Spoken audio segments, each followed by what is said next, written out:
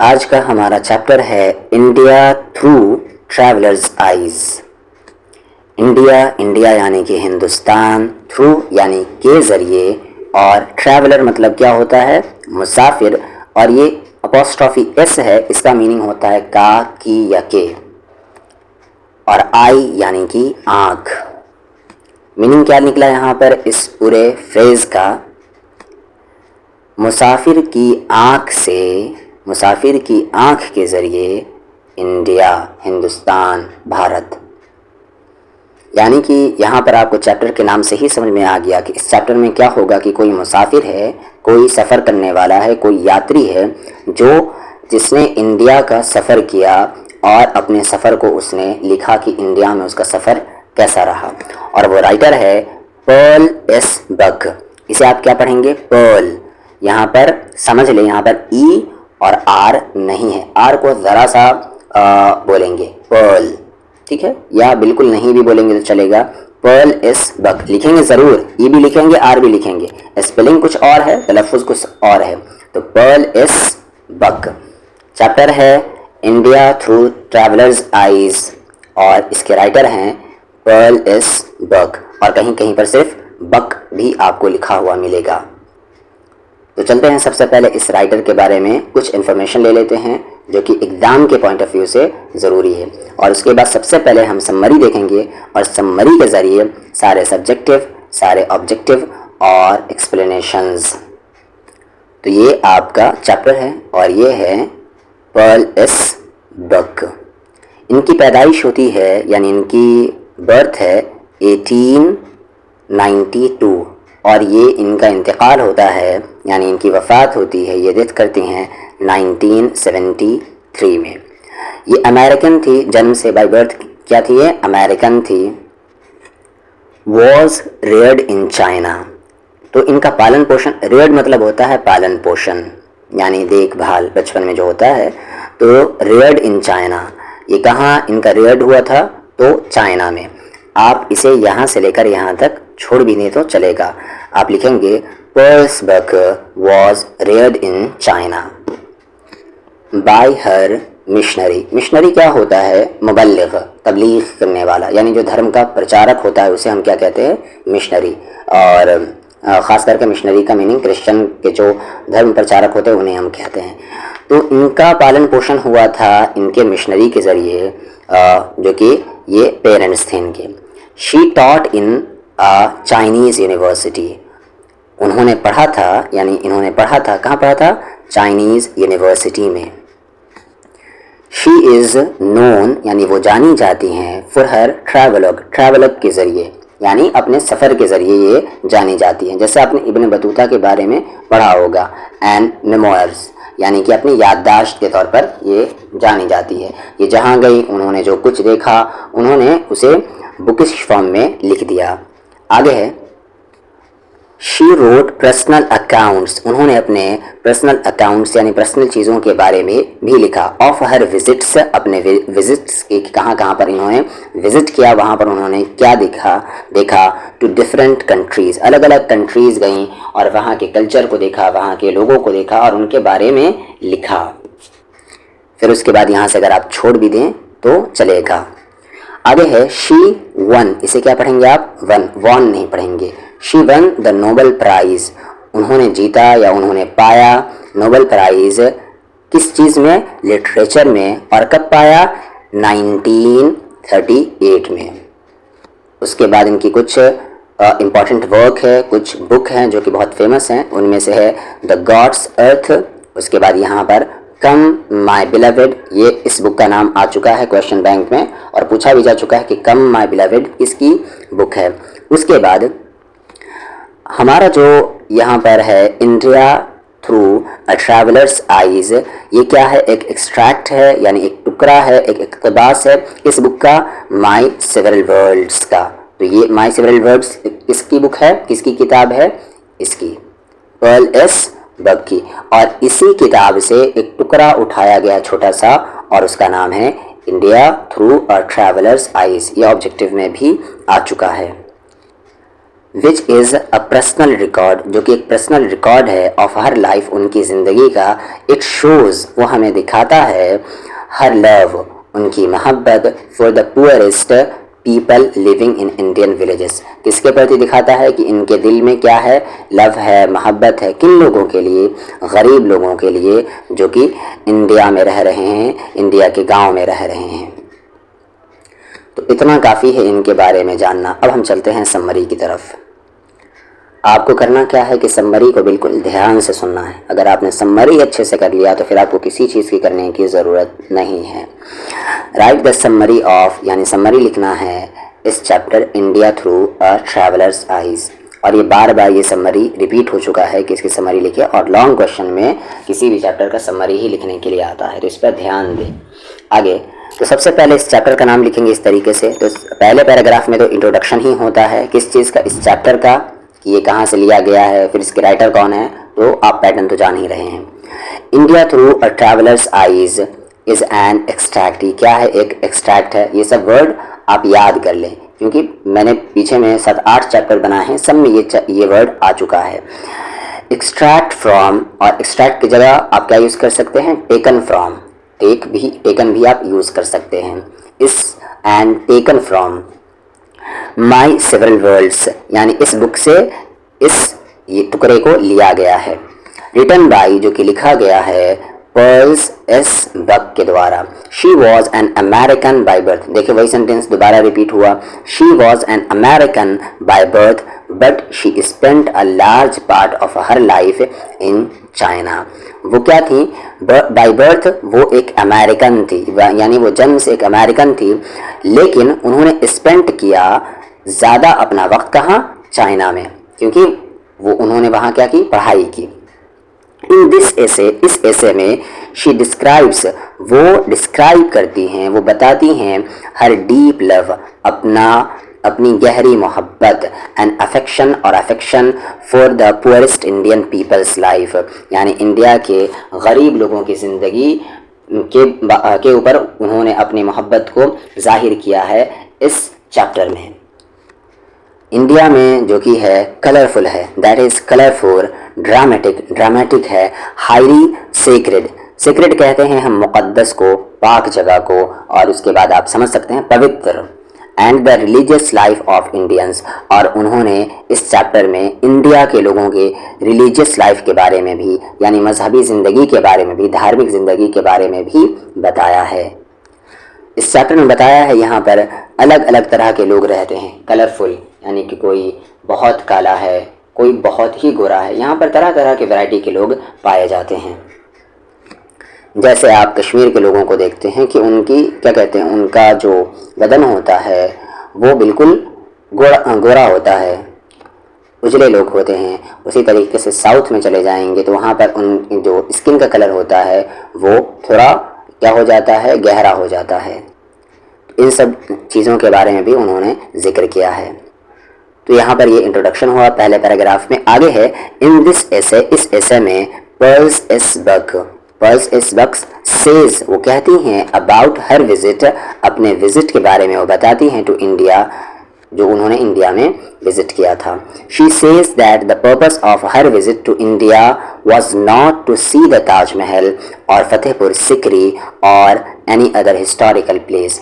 वो कहती हैं इस चैप्टर में कि उनका ये पर्पस नहीं था इंडिया विजिट करने का कि वो ताजमहल देखे, वो फतेहपुर सिकरी देखे, या कोई भी हिस्टोरिकल जगह देखे, हिस्टोरिकल यानी ऐतिहासिक जगह देखे, तारीखी जगह देखे। ऑल दो, हालांकि शी सॉ, उन्होंने देखा, ऑल दीज थिंग्स, ये सारी चीज़ें। She visited India to see and listen, अब यहाँ पर ये लाइन आ चुका है ऑब्जेक्टिव में। She visited India to see and listen to two groups of people, वो उन्होंने इंडिया क्यों विजिट किया था, क्योंकि वो देखना चाहती थी और सुनना चाहती थी दो ग्रोह के लोगों को, द यंग, एक जवान, और एक पीजेंट, किसान के लोगों को। तो द यंग इंटेलेक्चुअल्स का मीनिंग होता है अक्लमंद, ठीक है। इन सिटीज़, जो जवान हैं, जो जवान अक्लमंद है, कहाँ सिटीज़ में, उन्हें ये देखना चाहती थी। और जो किसान हैं, पीजेंट्स हैं विलेज में, ये उनकी ज़िंदगी को देखना चाहती थी। उनके आने का इंडिया में ये मकसद था। The writer met the young, writer मिलती है यंग से, जवानों से। और कैसे जवान से? इंटेलेक्चुअल्स, यानी कि जो दानिश्वर है, जो अक्लमंद है। इन अ स्मॉल रूम, एक छोटे कमरे में, इन द सिटी, शहर में मिलती हैं। शी हर्ड देयर प्लान्स, उन्होंने उनके प्लान्स को सुना। फॉर फ्रीडम, आज़ादी के लिए जो वो बात कर रहे थे। They had planned to rebel against the English during the Second World War, उन्होंने प्लान कर लिया था रेबल का, यानी बागी बनने का, इंग्लिश के खिलाफ। ये वो सेकेंड वर्ल्ड वार में उनका साथ नहीं देंगे, क्योंकि फर्स्ट वर्ल्ड वार में भी यही हुआ था कि अंग्रेज़ों ने कहा था कि आप इस जंग में, फर्स्ट वर्ल्ड वार में आप हमारा साथ दीजिए, हम इंडिया को आज़ाद कर देंगे। लेकिन ऐसा नहीं हुआ। हिंदुस्तानियों ने साथ दिया, लेकिन उन्होंने इंडिया को आज़ाद नहीं किया फर्स्ट वर्ल्ड वार के बाद। आगे, she visit rural India and she was shocked to see the miserable condition of Indian peasants. उसके बाद उन्होंने कहाँ विज़िट किया? देहाती ज़िंदगी में, यानी किसानों के पास। रूरल मतलब होता है किसान, ये क्या कहते हैं, देही ज़िंदगी, वो गांव की ज़िंदगी। और उन्होंने, वो शॉक्ड हो गई ये देखकर।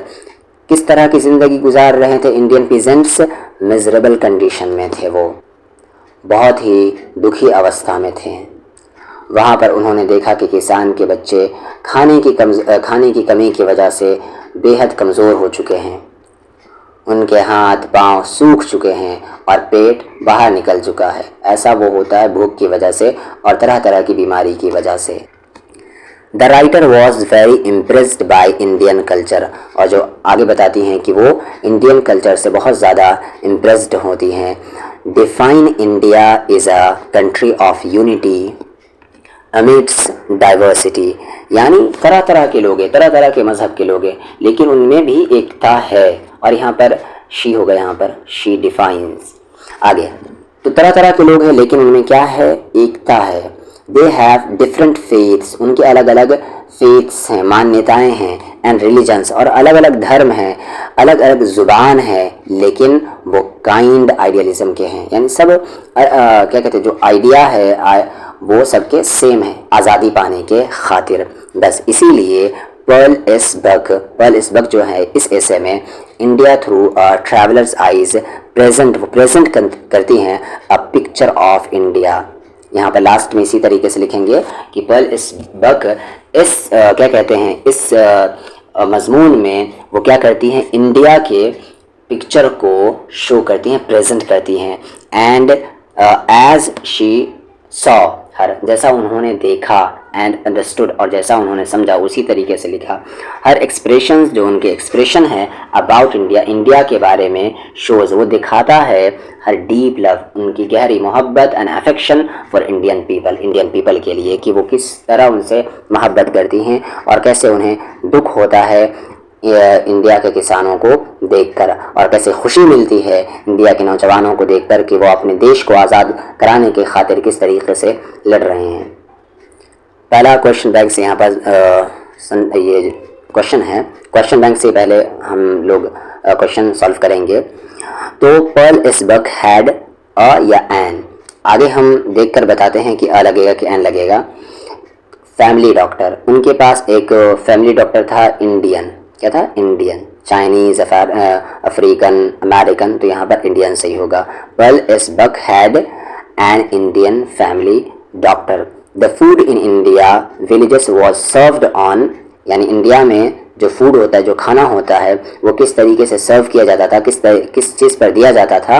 तो बनाना, यानी केले के छिलके पर, आज भी दिया जाता है। आगे, कम माई बिलवेड, जैसा कि मैंने आपको कहा था, come my beloved is written by, इस बुक को किसने लिखा है? तो पर्ल एस बक ने। आगे, Pearl S Buck is the writer of book like, फिर आगे यहाँ पर कम माई बिलवेड, यहाँ पर क्वेश्चन दूसरे तरीके से पूछा गया, लेकिन आंसर वही हुआ। आगे, बक, देखिए शॉर्ट नाम आ गया यहाँ पर। बक हैड विजिटेड इंडिया, बक ने इंडिया विजिट किया था, किस चीज़ के लिए? वो भी आ गया। To see and listen to groups of Indian people, short answer type question, यानी कि 2 मार्क्स 3 मार्क्स के क्वेश्चन है। इसमें पहला क्वेश्चन है 2020 में जो आया है, why was the land between Bombay and Madras famished. यहाँ पर जो बॉम्बे और मद्रास के बीच में जो ज़मीन थी वो फैमिश्ड क्यों हो गई। फैमिश्ड मतलब होता है भूखे मर जाना, भूखे क्यों मर गई। The land between Bombay and Madras was famished, वो भूखे मर गई, as there was no water, क्योंकि वहाँ पर पानी नहीं था। The people did nothing to find water to irrigate their land, लोगों के पास वहाँ पर कुछ ऐसा नहीं था कि वो ज़मीन से पानी निकाल सके। पानी ही नहीं रहेगी तो ज़िंदगी कैसे वहाँ बाकी रह सकती है। सिंपल सी बात है। आपको आंसर नहीं पता है फिर भी आप इसका आंसर लिख सकते हैं खुद से। अगला जो कि 2019 और 23 में आया है, वाई वर द इंटेलेक्चुअल बता चुका हूँ मैंने, अक्लमंद, इन इंडिया रेस्टलेस एंड एम्बिटर्ड, यानी कि जो इंडिया में इंटेलेक्चुअल्स थे वो क्यों रेस्टलेस थे, यानी कि आराम से क्यों नहीं बैठे हुए थे, बेचैन क्यों थे, एंड एम्बिटर्ड क्यों थे, यानी परेशान क्यों थे।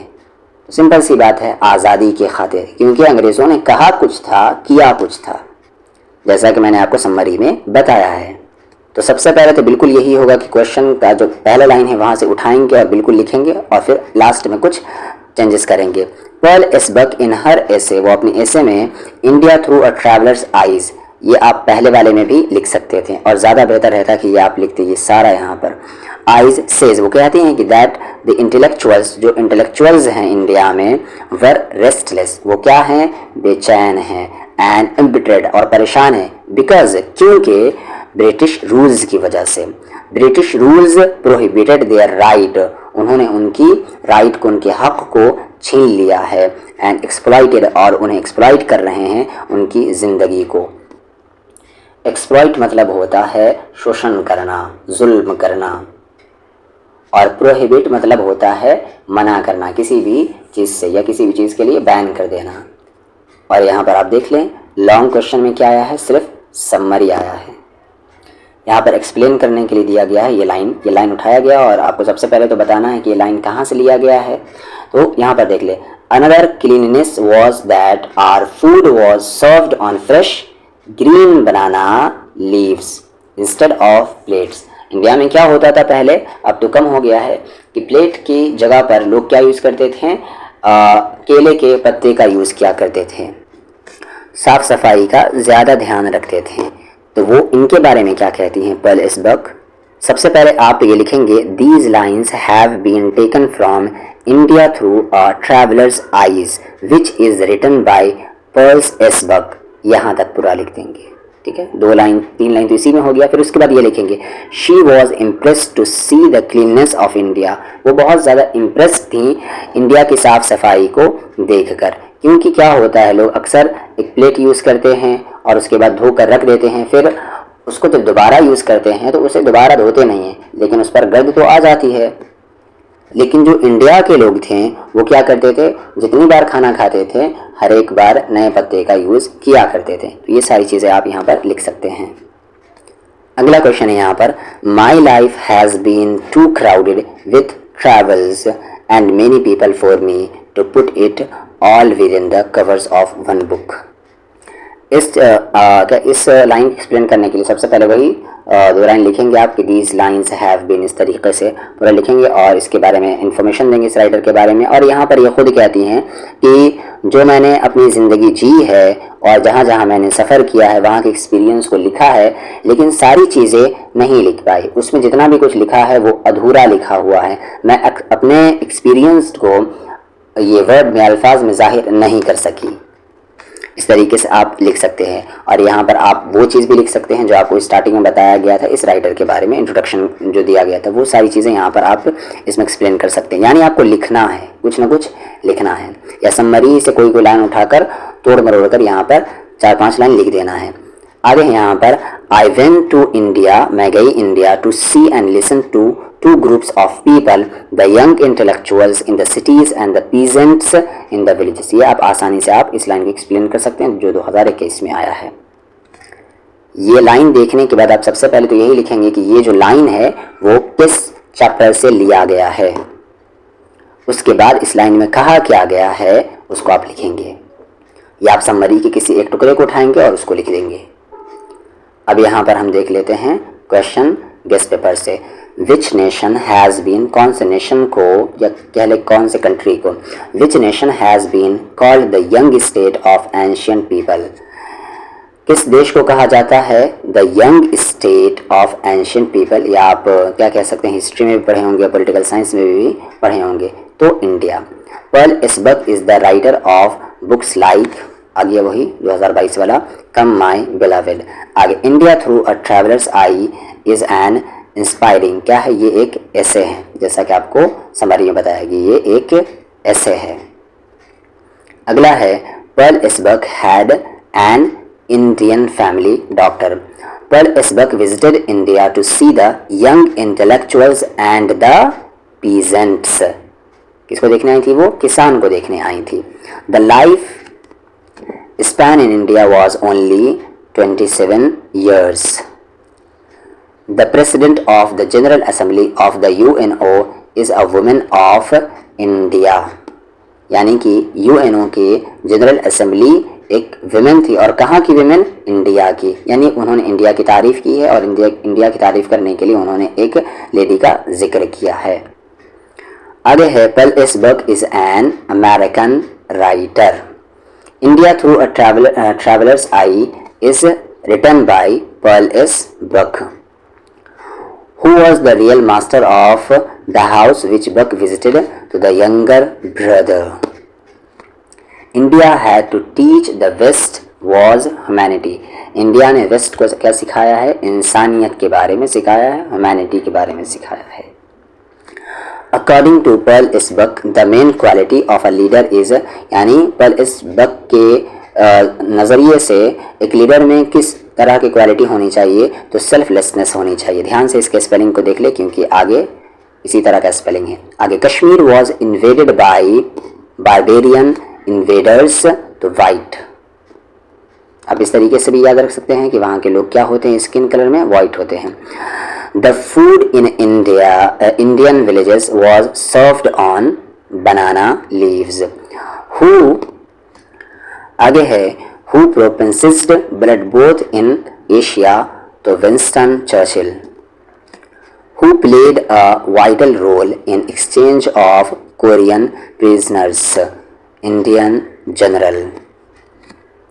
Perl S Buck came to know, वो केम टू नो यानी मालूम करना, came to know about India through Buddhism. आगे डॉट डॉट है has praised India people and their life, तो किसने तारीफ की थी? पर्ल एसबर्ग ने।